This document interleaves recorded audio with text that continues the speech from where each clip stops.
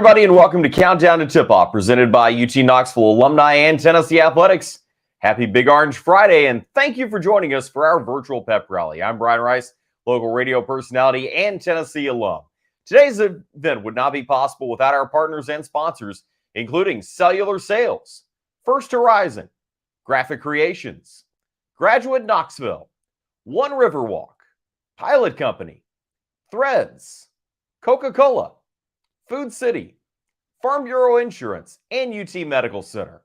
Now let's get started. Today's highlights include an interview with Vol for Life Kyle Alexander, highlights from Tennessee's win over Auburn, our keys to the game, and behind-the-scenes exclusives with like our Vol fan of the week and more. But we start here today with our keys to the game. Tennessee returns to the hardwood after besting third-ranked Auburn in Thompson-Boling Arena last week, and then that quick trip to Athens for what very easily could have been a trap game for the Vols. When, though not necessarily the cleanest on Tuesday night for Tennessee, certainly sets the stage for a big one with a lot on the line in Thompson-Boling Arena this Saturday. Let's take a look at the three keys to a Vol victory tomorrow at TBA. First is remember Fayetteville. Just 2 weeks ago, Tennessee went to Bud Walton Arena in Fayetteville and fell to the Razorbacks. It was a tough physical game. Officiating played a role in that, but Tennessee had a strong physical effort, and they're going to take that once again tomorrow. And the fans have to remember Fayetteville as well. The Arkansas fans made that an incredibly difficult environment for Tennessee to play in. Vol fans could return the favor tomorrow at TBA. Number two is be more physical. I mentioned how physical the game was up in Fayetteville. Tennessee's got to bring that same physicality that they did 2 weeks ago to tomorrow's game. And finally, springboard. Yeah, this game could be a springboard to a big postseason for Tennessee. Obviously, the last regular season game. Then they will head to Tampa for the SEC tournament next week. How big will that tournament be? Well, Tennessee hasn't won since 1979. I'd like to get that first tournament victory, but use this as a springboard for the entire postseason, because with a win Saturday and a good performance down in Tampa, Tennessee could be as high as a number 2 seed in the NCAA tournament. So let's review. Remember Fayetteville, 1. Be more physical, 2. Use this as a springboard so Tennessee can get the victory and have that momentum going into the postseason. We're pleased to welcome today to Countdown to Tip-Off our special guest, Kyle Alexander, class of 2014 graduate, a great player at the University of Tennessee, and combined for some of the most special seasons in recent history. Here's my conversation with VFL, Kyle Alexander.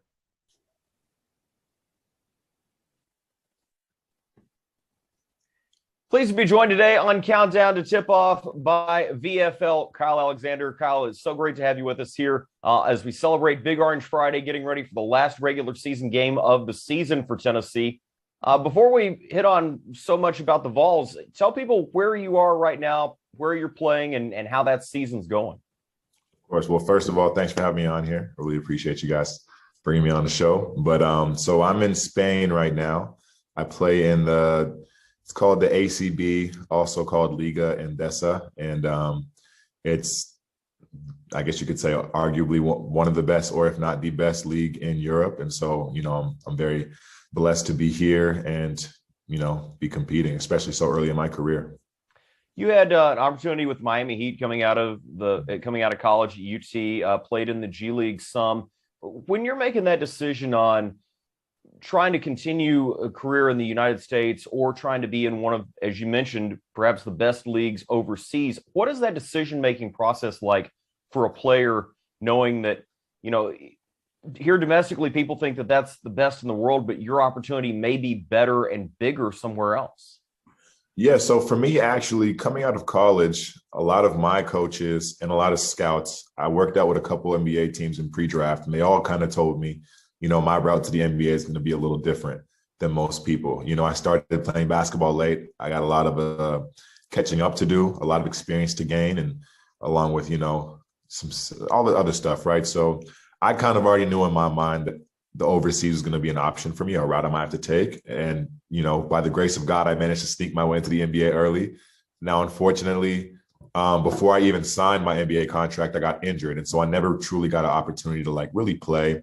I went to the bubble with the Miami Heat. That was a great experience. Got to experience NBA Finals and all that. But I think for me, I kind of always knew that the overseas was going to be a good option for me. And I think what a lot of people don't understand is like there's great basketball being played over here. There's one, a lot of money to make over here, but there's an opportunity to get better, play great basketball. And for somebody like me, I was already away from home for 4 years to go to Tennessee, so I'm kind of already used to being away from home. I think for most guys, it's just a matter of, okay, do I want to stay in the G League and, maybe make a little less money, but play great basketball, be closer to home, or do I want to leave home and go overseas and do that route? So I think those are the two options you kind of have to weigh when making that decision. You came in to Tennessee at a great time as Rick Barnes is starting to get things rolling with the way he was running the program. Tell me about that initial start and how you guys built and just got better and better as the seasons went on.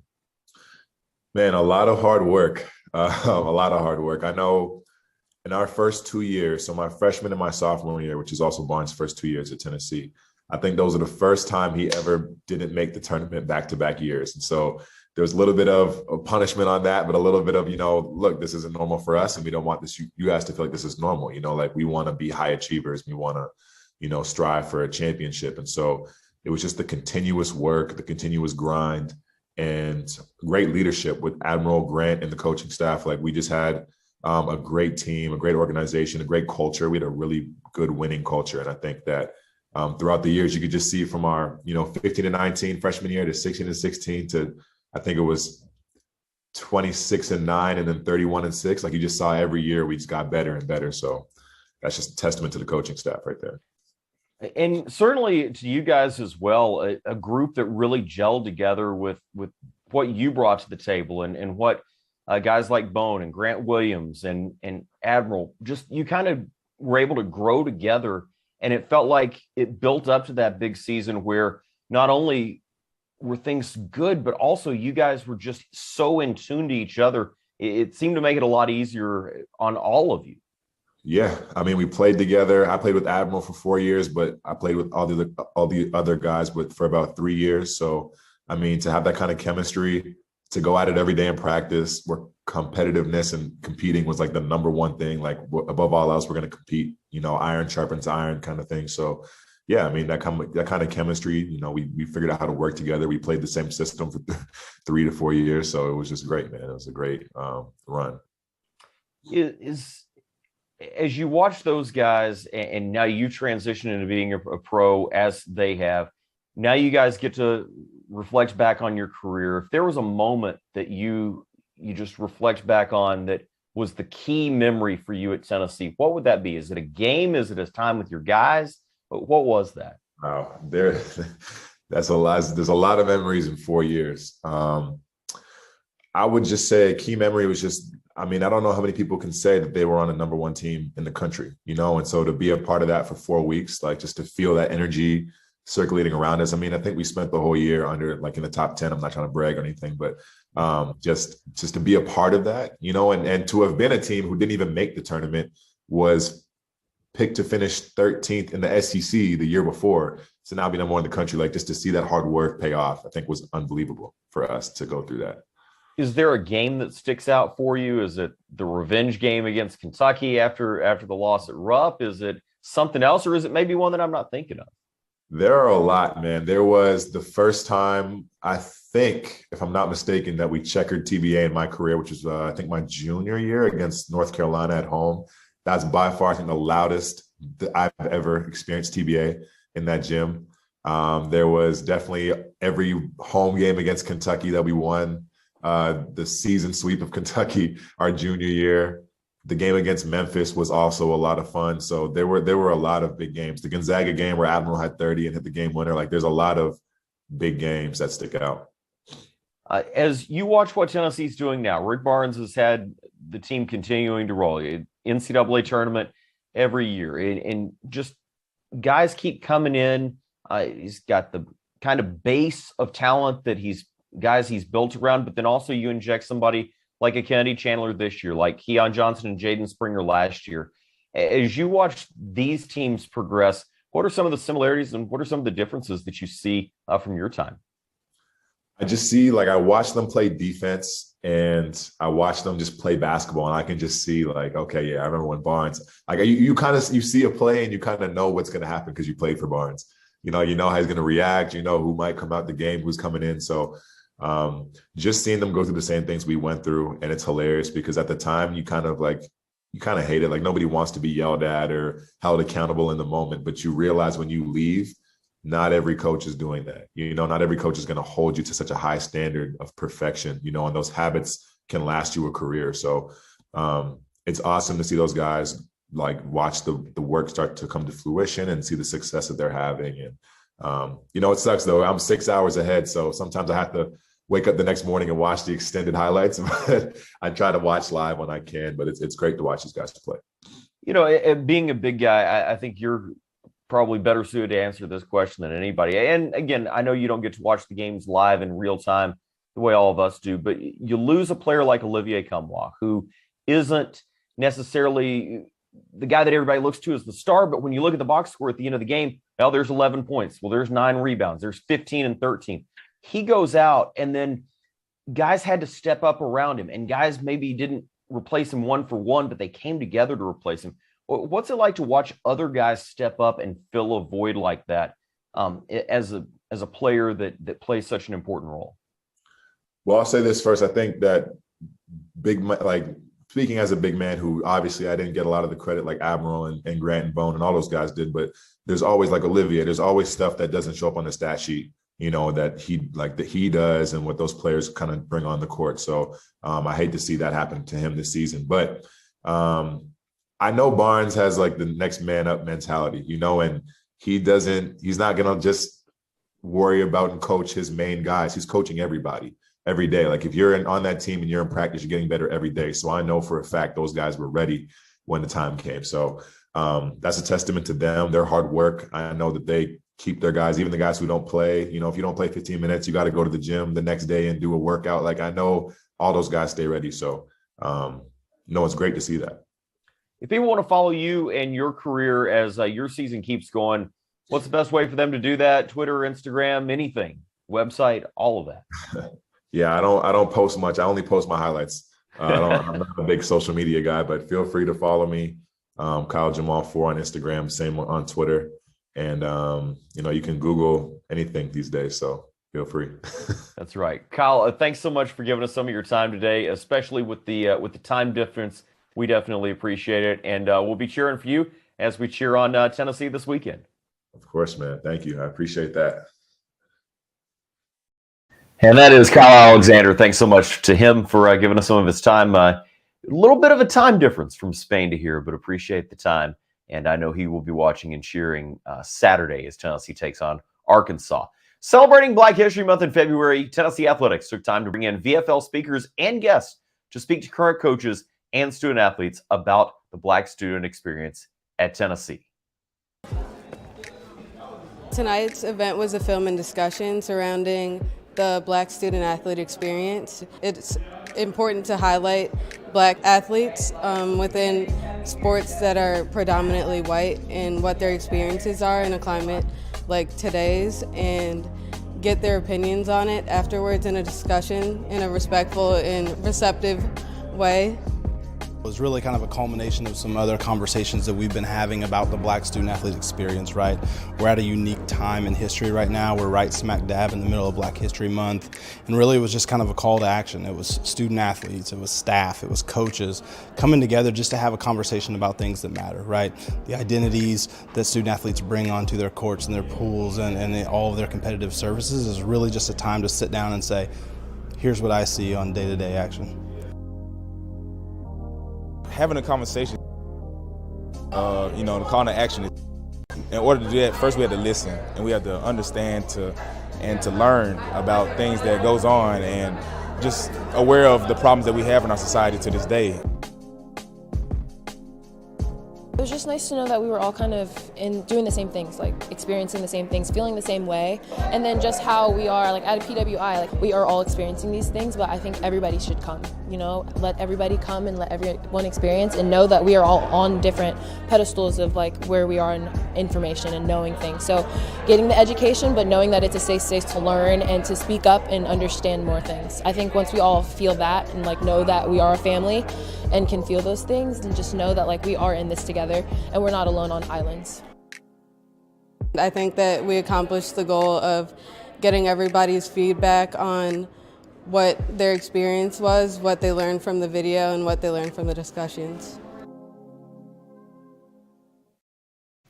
UT, a place where student athletes can do more than just play sports, learn about themselves, their culture, and how they fit into the world around. One of those freshmen, first-year phenom Kennedy Chandler, has brought a spark to Rocky Top this season, leading the Vols in multiple categories, including excitement. Let's take a deeper look at freshman guard Kennedy Chandler. He's the spark, back-to-back threes. Here's Chandler now. Tennessee back in, and Chandler with a smile, and it's the Volunteers on a 9-0 run. Basketball came into my life probably when I was about 5 years old. Everybody in my family had played basketball. My granddad, he played 3 sports, baseball, football, basketball. My dad played basketball, but neither of them played it in college, so, you know, basketball's always been a sport, you know, I've always been around. They influenced me just by saying, we're not gonna force you to, you know, play basketball. If you wanna play basketball, it's up to you. You wanna work hard, you work hard. So I decided, I always played football and basketball, so I decided to just stick with one sport. My 6th grade year, I stopped playing football after when I went to middle school. So, you know, I just continued to work hard, and, you know, I was pushing myself, and, you know, my dad's my biggest influencer, and my granddad as well. They always pushed me, you know, to be the best player I could be.